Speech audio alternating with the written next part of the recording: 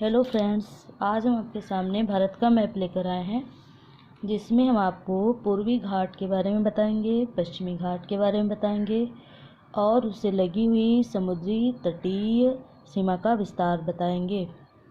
इसमें हमने पहले से ही सब कुछ लिख रखा है ताकि ये वीडियो हमारा ज़्यादा बड़ा ना हो। अब हम सबसे पहले आपको बताएंगे समुद्री तटीय राज्य 9 है।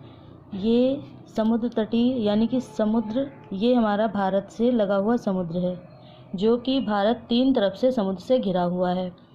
इस 3 तरफ में इधर आपका अरब सागर है, इधर हिंद महासागर है, इधर बंगाल की खाड़ी है। 1, 2, 3 ये 3 तरफ से समुद्र से घिरा हुआ है। इसमें 9 राज्य ऐसे हैं जो समुद्र सीमा से लगे हुए हैं। 1 गुजरात, 2 महाराष्ट्र, गोवा, कर्नाटक, केरल, तमिलनाडु, आंध्र प्रदेश, उड़ीसा और पश्चिम बंगाल। ये हमारे 9 राज्य हैं जो समुद्र से लगे हैं। पूर्वी तट डेल्टा निर्माण करता है। ये जो पूर्वी तट है ये डेल्टा निर्माण करता है। डेल्टा निर्माण यानी कि नदियाँ जब यहाँ पूरब की तरफ गिरती हैं बंगाल की खाड़ी में, तो अपने साथ बहुत सारे अवसाद यानी कि बालू, मिट्टी, कंकड़ बहा कर लाते हैं। वो जब बहते हुए आते हैं तो वो एक पास जमा हो जाते हैं। जैसे कि मान लो यहाँ पे ये नदी बह रही है और इसके साथ ये बालू, मिट्टी, कंकड़ आ रहे हैं, ये यहाँ पे बहते बहते यहाँ पे जमा हो जाते हैं। जमा होने के बाद ये जो नदी की एक धारा थी, ये यहाँ पे कई धाराओं में विभाजित हो जाती है। बीच में मिट्टी जमा, इधर मिट्टी और ये धारा बन जाती है। ये धारा फिर आके समुद्र में गिरती है, तो यही डेल्टा होता है। यानी कि इसका जो पूर्वी तट है वो डेल्टा निर्माण करता है। पश्चिमी तट की नदियाँ ज्वार नदमुख एस्चुरी बनाती हैं। ये जो पश्चिमी तट है, इधर की नदियाँ एस्चुरी क्यों बनाती हैं? क्योंकि यहाँ का जो ढलान है सीधा है और यहाँ की नदियों का जो बहाव है वो बहुत तेज़ है, वो सीधा गिरती हैं समुद्र में। समुद्र में जब सीधा गिरती हैं तो समुद्र की सीमा में भी आ जाती हैं। इसलिए यहाँ पर ना ही इनके साथ कोई अवसाद आता है और ना ही ये इस तरह से मिट्टी जमा करती हैं। इसलिए डेल्टा का निर्माण ना करके एस्चुरी या ज्वार नदमुख बनाती हैं।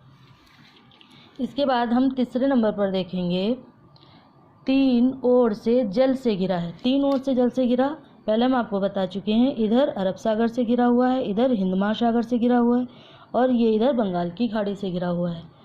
तट की लंबाई 6100 है, यानी कि 6100 है और कुल लंबाई 7516 है। 7516 ये जो तट की लंबाई है ये हमारी 6100 है। लेकिन अगर हम यहाँ पर अंडमान निकोबार और लक्षद्वीप की भी लंबाई तटों की नापते हैं तो ये हमारी 7516 हो जाती है। बड़ी तटरेखा गुजरात और छोटी तटरेखा गोवा, यानी कि यहाँ से लेके यहाँ तक ये तटरेखा बड़ी है और ये जो गोवा है छोटा सा, इसकी तटरेखा सबसे छोटी है। उसके बाद तटीय विस्तार 10 या 30 किलोमीटर। तटीय विस्तार का मतलब ये हमारा जो पश्चिमी घाट है ये हमारा पूर्वी घाट है। पश्चिमी घाट, पूर्वी घाट यानी कि ये पहाड़ हैं, पश्चिमी घाट के और पूर्वी घाट। इसके जस्ट बाद में समुद्र से लगा हुआ कुछ किलोमीटर तक, यानी कि 10 से लेकर 30 किलोमीटर तक, कहीं इसकी चौड़ाई 10 है कहीं 30 है, ये हमारा समुद्री तट बोला जाता है। और ये जो पहाड़ पर्वत है ये हमारे घाट बोले जाते हैं। इसलिए ये पश्चिमी घाट, जिसका दूसरा नाम सह्याद्री पर्वत है, और ये पूर्वी घाट, जिसका दूसरा नाम महेंद्रगिरी पर्वत है। और ये जो तटीय विस्तार है इसको हम पश्चिमी तटीय विस्तार कहते हैं और ये हमारा पूर्वी तटीय विस्तार है। इस पश्चिमी और पूर्वी तटीय विस्तार के अलग अलग नाम भी बताए गए हैं, जैसा कि आप इस मैप में देख रहे हैं। यहाँ पर हमारा गुजरात से लेकर ये दमन द्वीप तक जो ये तटीय मैदान है इसको काठियावाड़ बोलते हैं, और ये दमन द्वीप से लेकर गोवा तक जो है उसे कोकड़ बोलते हैं। यहाँ से लेके कर्नाटक का कनेरा बोला जाता है और कर्नाटक से ये केरल, तमिलनाडु तक मालाबार का तट बोलते हैं।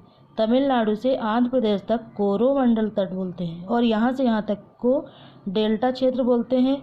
या जो उड़ीसा का क्षेत्र है इसको उत्कल तट या उत्तरी सरकार मैदान भी बोलते हैं।